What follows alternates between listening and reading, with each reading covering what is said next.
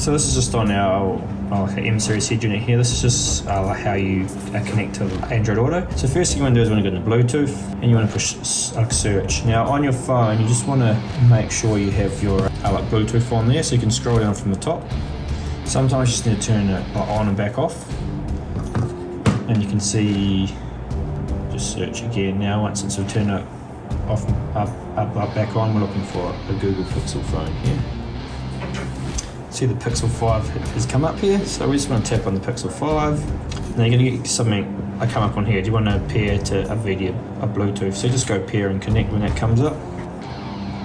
And you'll see it says a Pixel 5 just came up here, and automatically Android Auto has already started up here. So on the start of in the top icon here, you get those two triangles. Those are your Android Auto icons.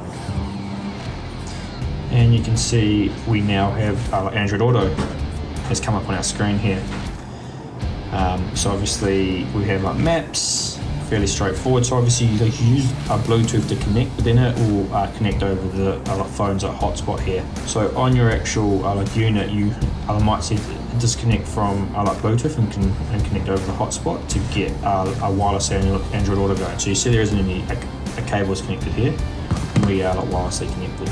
So that's Android Auto hooked up, fairly basic here. Obviously maps, you can play them down here. Obviously you can say hey Google and get it to do things distraction free. If you come over here, you obviously get into this sort of screen where you have your maps, your sort of music, Spotify, whatever you using there, the common places you go, and your most common apps you use down here. Click on here again, you can actually view all the apps you have. So majority of the time you're using it for maps, music, phone calls, and messages. So those are the ones that come through. Not all apps on your phone are going to come in. Only some of them have been set up for Android Auto, and that's how it looks.